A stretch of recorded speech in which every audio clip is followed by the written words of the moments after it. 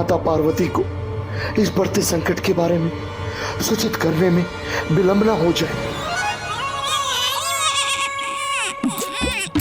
अरे अरे मूषक जी, प्रतीत होता है मेरा अति सुंदर गोलाकार उदर आपके शीश पर स्थित हो गया है। मैं थोड़ा उसका स्थान परिवर्तित कर देता हूँ।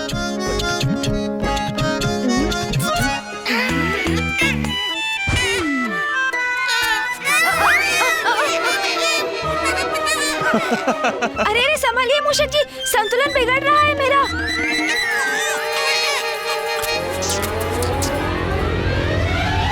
गणेश जी, आपका नहीं बल्कि आपके भारी उदर के बोझ के कारण मूषक जी का संतुलन बिगड़ रहा है। अच्छा अच्छा रुकिए मूषक जी, मैं अपने उदर को संतुलित करता हूँ। अब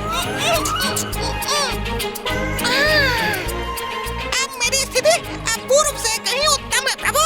ऐसे ही अरे संभालिए मूषक जी।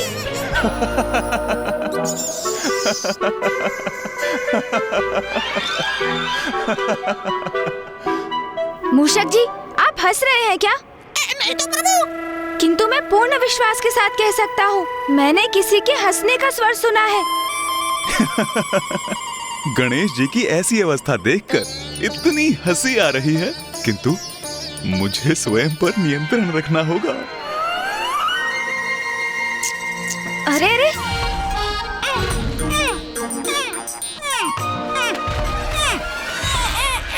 ओहो मूषक जी, हमें इस दिशा में नहीं, सीधे जाना है। अपनी इस दशा में दिशा के ऊपर मेरा कोई नियंत्रण शेष नहीं है प्रभु। अच्छा अच्छा, तो सीधी दिशा में जाने के लिए मुझे पुनः अपना उदर व्यवस्थित करना होगा।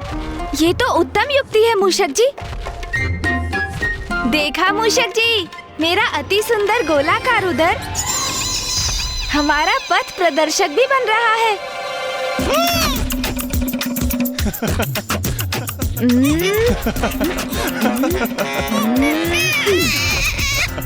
अब तो सब उचित है ना मूषक जी? आपने मुझसे कुछ कहा प्रभु? हाँ हाँ, मैंने पूछा अब तो सब उचित है ना? मैं आपका स्वर सुनने में असमर्थ हूँ प्रभु।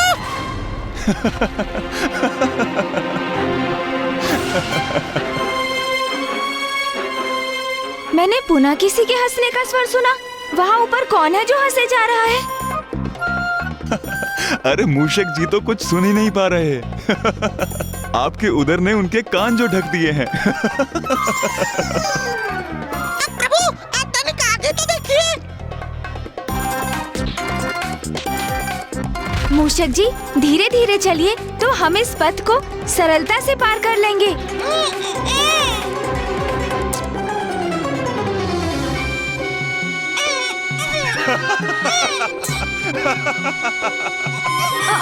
अरे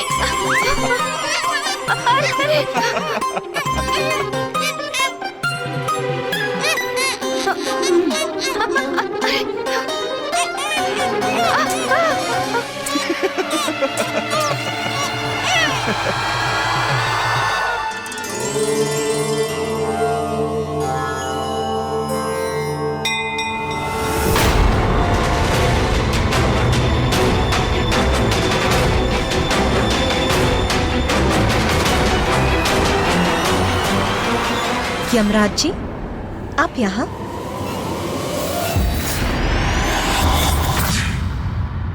देवगण, इतनी विपदाओं का सामना करने के उपरांत गणेश जी के जन्मोत्सव के हर्ष उल्लास ने एक बार पुनः मुझे नवीन स्फूर्ति से भर दिया।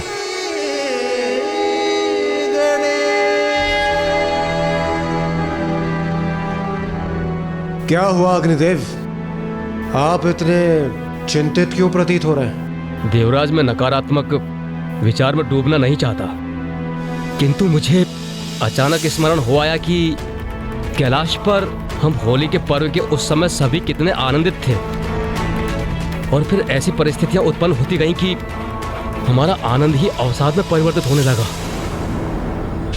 मुझे भय है कि कहीं पुनः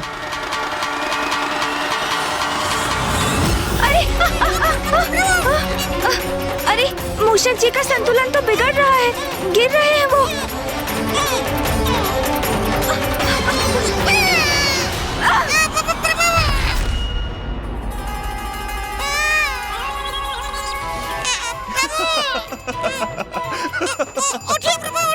आप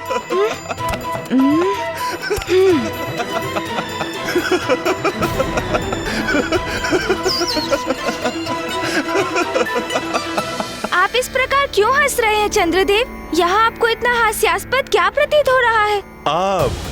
आप हैं हास्यास्पद।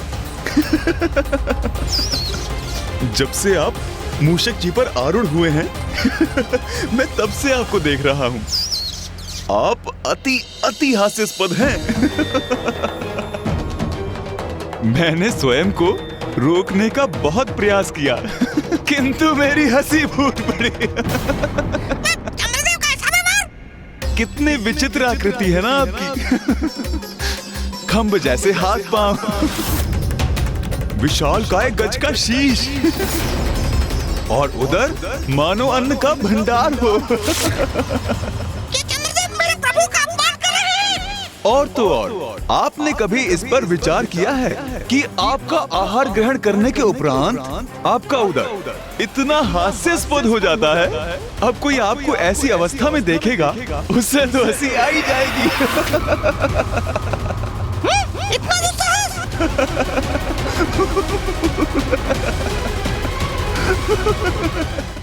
माता, मैं आपको कुछ बताने का प्रयास कर रहा था जिसे आपको ज्ञात होना अति आवश्यक है। हाँ हाँ, अवश्य बताइए। माता,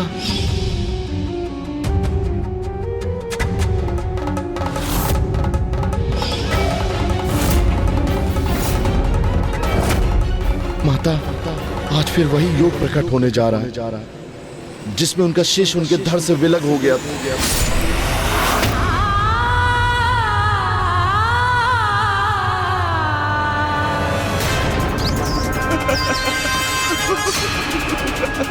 हंसे जा रहे हैं।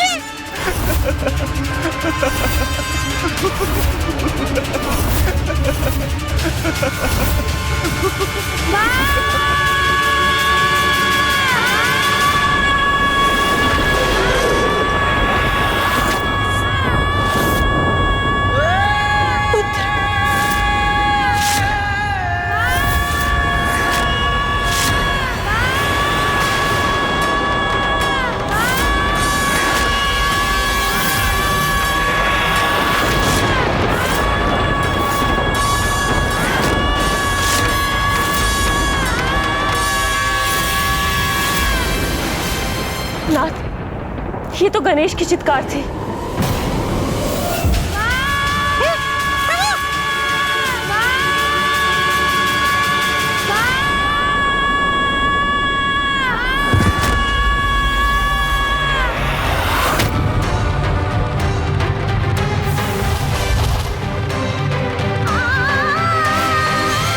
माता,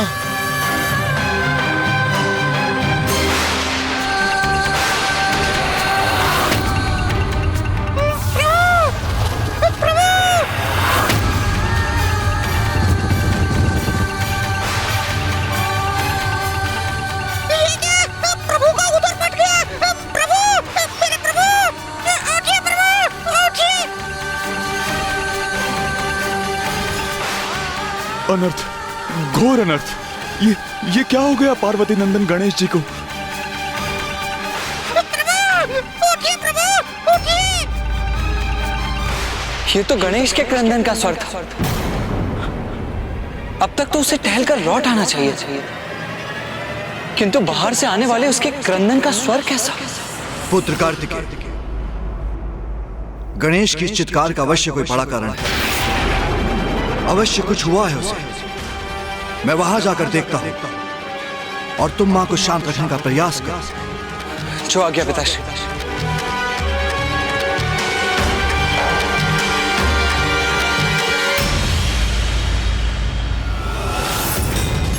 आज फिर वही योग प्रकट होने जा रहा है जिसमें उनका शिष्य उनके धड़ से विलग हो गया था।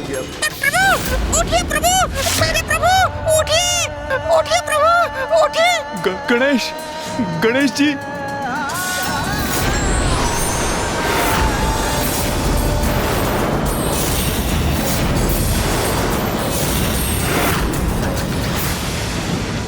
गणेश जी इस अवस्था में? कैसा अनर्थ है ये? कैसे हुआ ये? गणेश, पुत्र गणेश, पुत्र गणेश।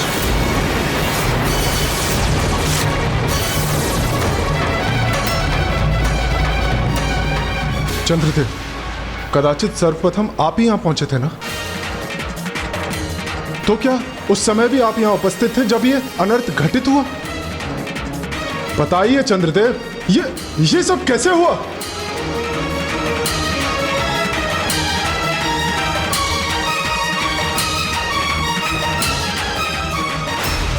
ये क्या बताएंगे? मैं बताता हूँ सूर्यदेव। ये सब चंद्रदेव के कारण ही हुआ है। हाँ, चंद्रदेव ने प्रभु का उपहास किया। कितना खाते हैं वो, ऐसा कहा उन्होंने। और चंद्रदेव की इस कुदृष्टि के कारण मेरे प्रभु का उदर फट गया।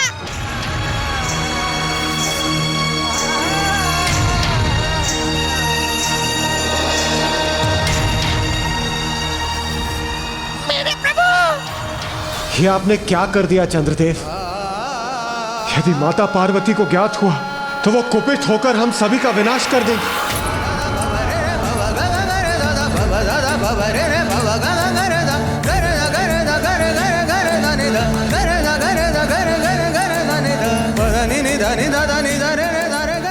माता, माता, माता सुनिए तो।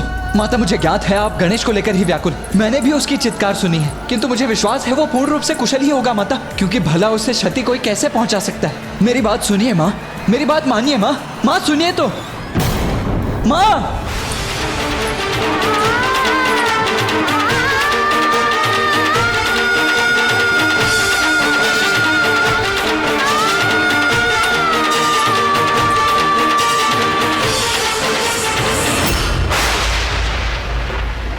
पूर्व में भी जब ऐसी स्थिति उत्पन्न हुई थी, गणेश का शीश उसके धड़ से विलग हुआ था। तब देवी पार्वती अपने आवेग में किस प्रकार सबको सर्वनाश करने पर आतुर हो गई थी, ये स्मरण है ना आप सभी को?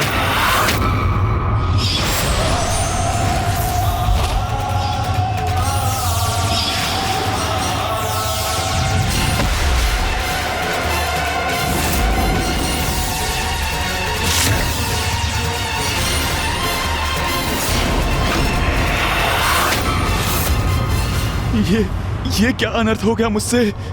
क्या अनर्थ हो गया? गणेश, पुत्र गणेश।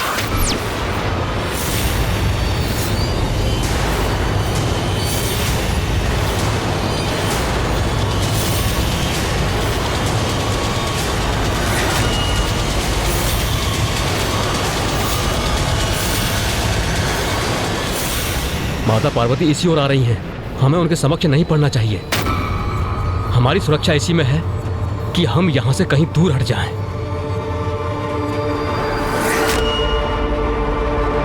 पुत्र गणेश,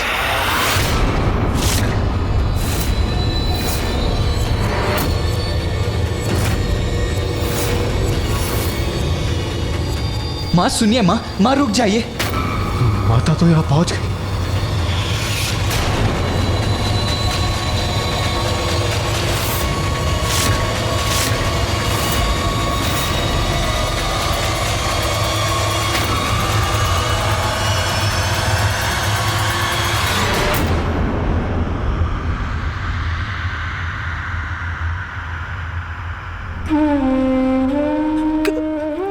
गणेश, गणेश को लेकर इतनी चिंतित है माँ कि उनके मुख से शब्द ही नहीं निकल रहे हैं। मैं ही पूछता हूं कि गणेश कहाँ है। देवगण, माँ ने और उनके साथ हम सभी ने गणेश की चित्कार सुनी थी। मुझे विश्वास है जिसे सुनकर ही आप सभी भी यहाँ एकत्रित हुए हैं। मैं तो गणेश को लेकर टहलने निकला था। मैं आगे बढ़ गया, किंतु उस समय वो यहीं कहीं था। तो क्या आप में से किसी ने उसे देखा है? क्या उसकी चित्कार का कोई कारण आप सभी में से किसी को ज्ञात है?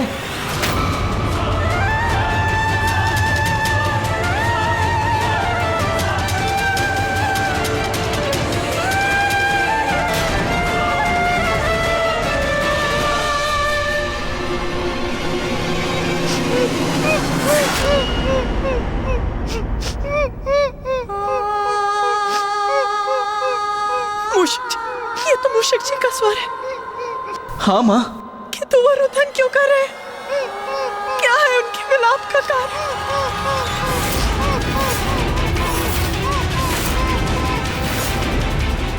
अब तो मेरी कोई रक्षा नहीं कर सकता, क्योंकि माता को तो सब कुछ ज्ञात हो जाएगा।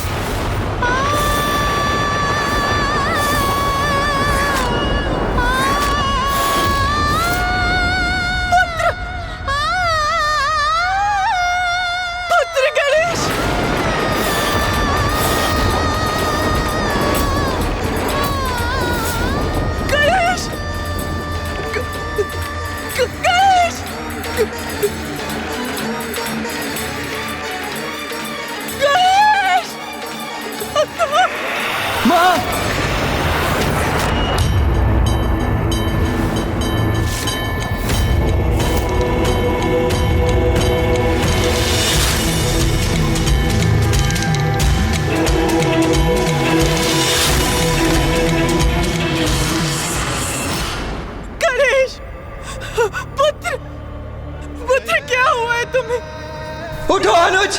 पुत्र, माँ ये अपने नेत्र खोलो पुत्र।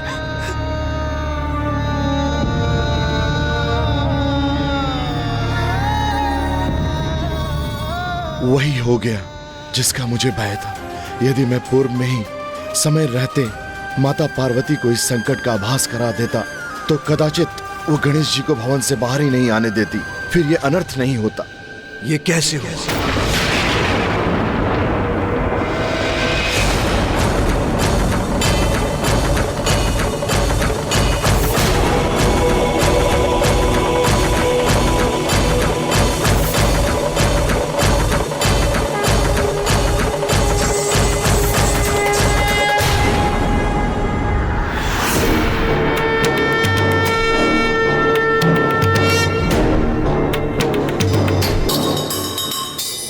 हम सभी तो देवी पार्वती के क्रोध को लेकर ही आशंकित थे।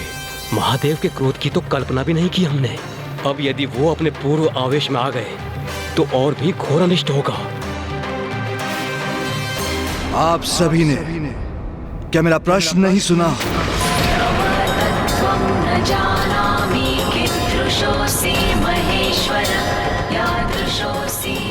मेरे पुत्र गणेश के साथ ये कैसे हुआ?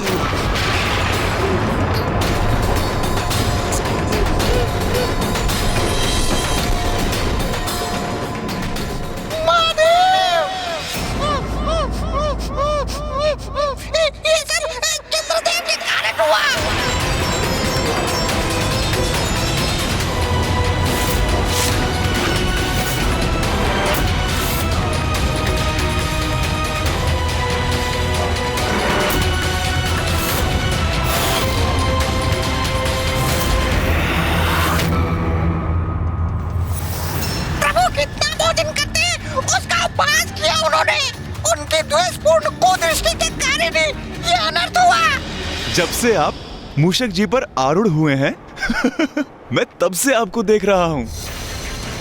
कितनी विचित्र आकृति है ना आपकी। खंभ जैसे हाथ पांव, विशाल काय गज का शीश और उधर मानो अन्न का भंडार हो।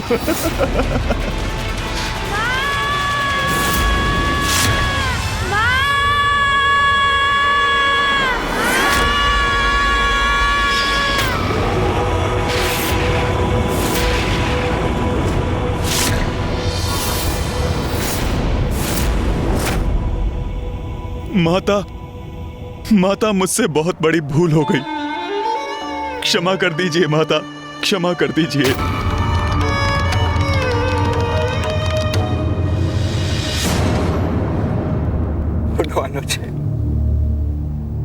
कैसे देवता है आप?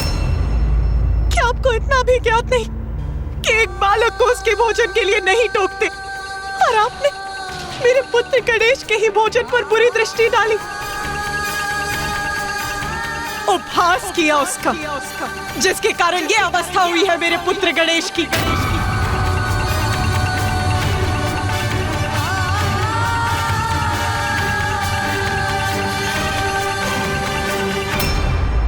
माता, महादेव, मुझसे बहुत बड़ी भूल हो गई।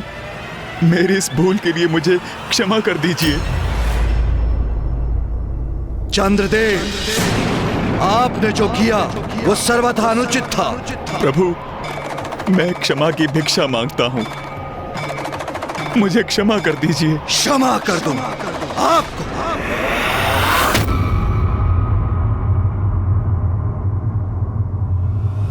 यहाँ मेरा पुत्र मूर्छित पड़ा है, उसका उदर फट गया, जिसका कारण आप हैं।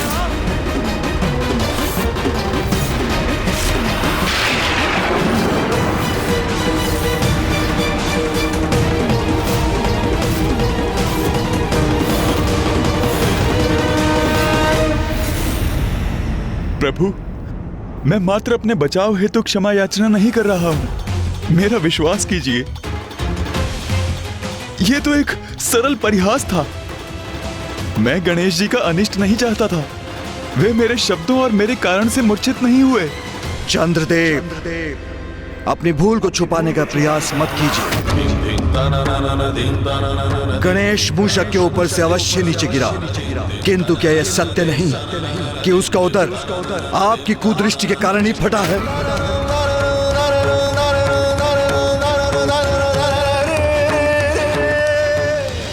प्रभु, मुझसे भूल हुई। मेरा व्यवहार अनुचित था। मैं अपने इस व्यवहार के लिए लज्जित हूं।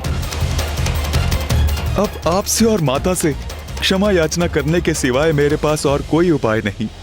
चंद्रदेव, आपने जो कुछ भी किया वो दंडनीय है।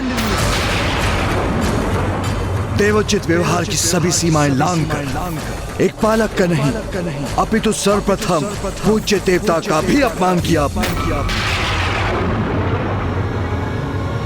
वही देवता जिसके आप सभी ऋणी हैं, जिसने अनेक अवसर पर आप और अन्य देवताओं को संकटों से मुक्त कराने के लिए कठोर संघर्ष किया है।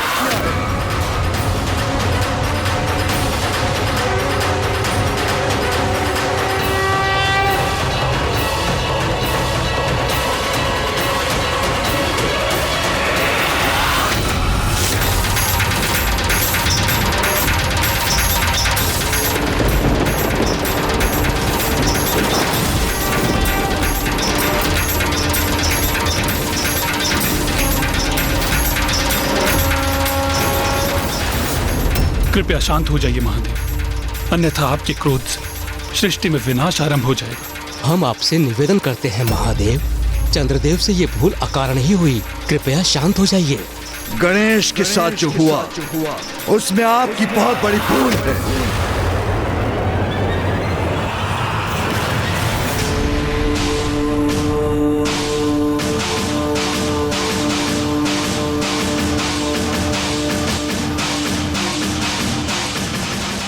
किंतु जो आपने किया वो किसी बुरे आशय से नहीं, आप उसके परिणाम से अनभिज्ञ थे।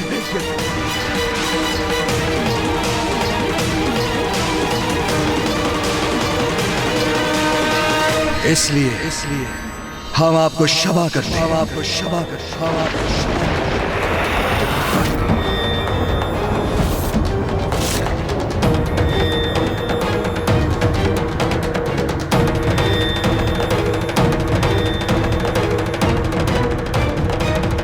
महादेव ने उचित निर्णय लिया, अन्यथा स्थिति नियंत्रण के बाहर चली जाती। कदाचित मुझसे ही सुनने में कोई भूल हुई। क्या कहा आपने प्रभु? हम उमा, शांत हो जाओ प्रिय। गणेश पुनः स्वस्थ हो जाएगा, क्योंकि जो गणेश सभी के संकटों को हरने में समर्थ है, जो स्वयं विघ्न हरता है, उसे भला कोई संकट कैसे प्रभावित कर सकता है? क्या आप वो नहीं देख रहे जो मेरे नेत्र देख रहे हैं? आपका पुत्र यहाँ अचेत पड़ा है, आहत है वो। कैसे पिता है आप? आपके पुत्र पर निरंतर संकट पर संकट आते रहते हैं। कभी देवताओं के कारण उसका शीश उसकी धड़ से विलग हो जाता है, तो कभी आपके परम भक्त परशुराम के कारण उसका दंत खंडित हो जाता है।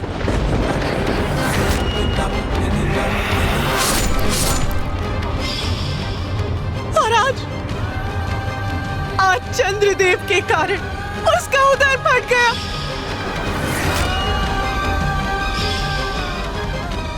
और वो यहाँ अचेत पड़ा है।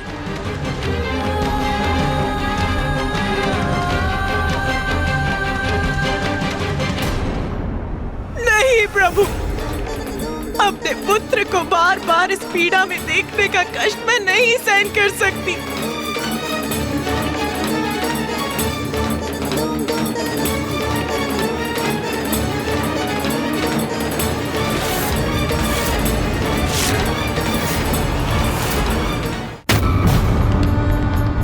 मैं आपकी पीड़ा समझता हूं। मैं भी उसका पिता हूं। अपनी संतान को पीड़ा में देखकर माता पिता को कैसा कष्ट होता है, उस बात से भली भांति परिचित हूं मैं। किंतु मैंने चंद्रदेव को उल्हाना दी है, वो अपनी भूल स्वीकार कर चुके हैं। अब हमें भी शांत हो जाना चाहिए प्रिय, क्योंकि क्रोध में लिया हुआ निर्णय सभी के लिए अनिष्टकारी होता है प्रिय। आप मेरी पीड़ा समझते हैं, ये कहकर एक माँ की ममता का अपमान मत कीजिए नाथ। यदि आप एक माँ की पीड़ा समझते तो आप चंद्रदेव को उनके दंड के लिए इतनी सरलता से क्षमादान नहीं देते प्रभु। जिन्होंने मेरे पुत्र का उपहास किया, जिसके कारण मेरा पुत्र यहाँ इस अवस्था में पड़ा है, आपको चंद्रदेव की पीड़ा दिखती है स्वामी, किंतु आपको अपने पुत्र की पीड़ा नहीं दिखती। उमा, मैं कोई पक्षपात नहीं कर रहा।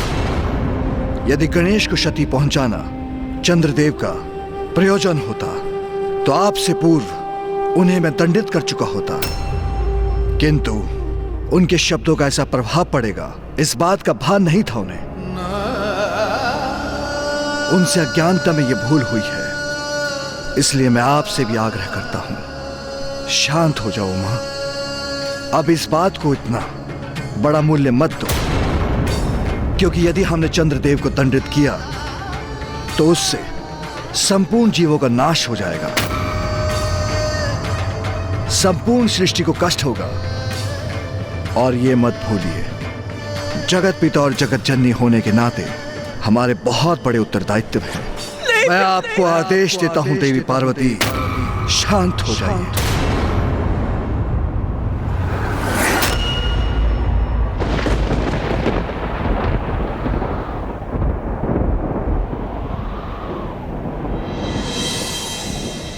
उचित है स्वामी।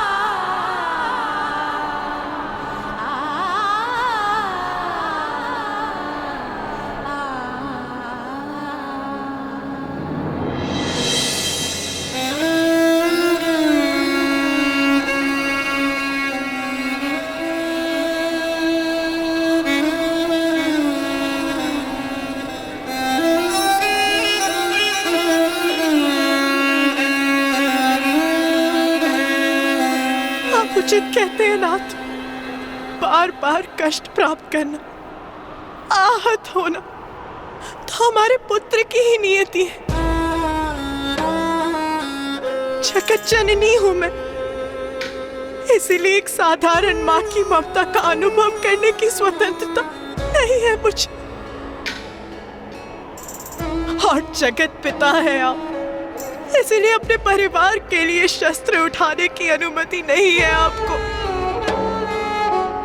इस संपूर्ण सृष्टि में हम दोनों से अधिक लाचार माता पिता कोई और नहीं। सब कुछ होने के बाद भी हम दोनों अपने पुत्र के लिए कुछ भी करने के लिए असमर्थ है महादेव।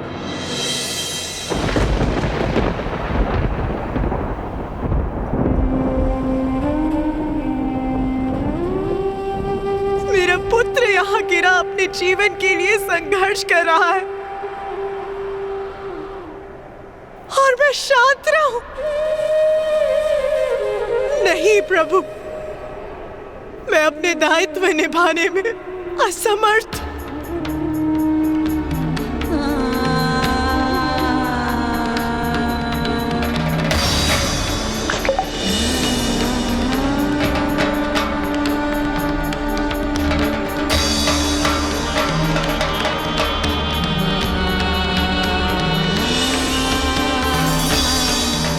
माता, उमा, माते, वहाँ क्या हो गया? आगे खोल।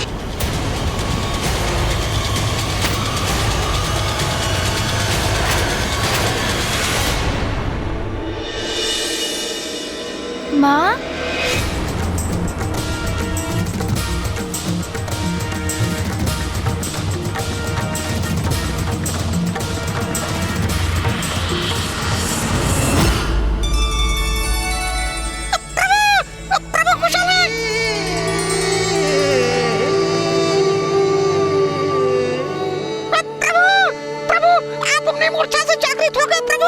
मूषक जी, मैं जागृत नहीं होऊंगा तो और क्या करूंगा?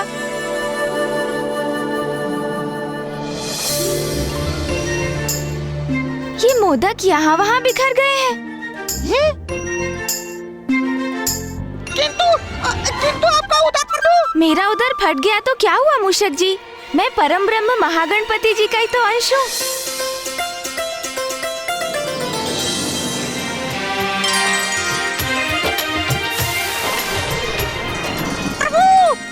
मूषक जी, मुझे कोई क्षति नहीं पहुंच सकती। और अब आप अपने प्रश्न पूछना बंद कीजिए। हाँ, देखिए कोई मोदक गिरकर दूर तो नहीं लुढ़क गए हैं। सबके सब लौटकर मेरे उदर में ही जाएंगे। एक भी नहीं छोड़ूंगा मैं। फिर उदर बांधकर लौटना भी तो है, नहीं तो माँ चिंता करेंगी और निद्रा का भी तो आनंद लेना है। प्रभु, क्या ढूंढ रहे हैं आप? अरे मूषक जी, आप इतना भी नहीं समझते क्या? माँ के समक्ष ऐसे ही चला जाऊंगा तो क्या वो व्यथित नहीं होंगी?